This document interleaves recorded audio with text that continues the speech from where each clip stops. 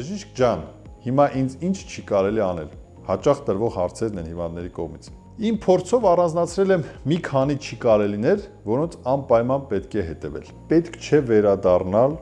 նույն սննդակարգին։ Վարել ոչ առողջ ապրելակերպ։ Վիրահատությունից հետո ստամոքսի ծավալը փոքրանում է եւ հետեւաբար չի կարելի մեծ քանակի սնունդ ընդունել։ Պետք է լավ ծամել սնունդը եւ ընդունել քիչ քանակներով։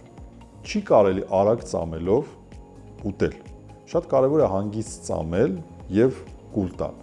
Արագ ուտելը կարող է առաջացնել ցավ եւ սրտխառնոց։ Չի կարելի անտեսել բժշկի մոտ այցելը։ Հետվիրահատական շրջանը շատ կարևոր է, որովհետեւ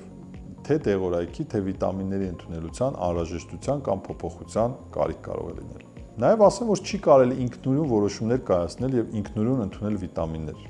Այո, վիտամինները շատ կարևոր են, բայց դա պետք է լինի բժշկի ցուցումով։ Չի կարելի վիրահատությունից հետո վարել նստակյաց կյանք։ Դա շատ կարևոր է։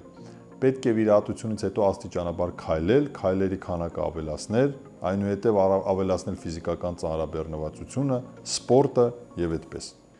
Հոգ տարեք ձեր առողջության մասին եւ հետևեք բժշկի ցուցումներին։ Առողջ եղեք։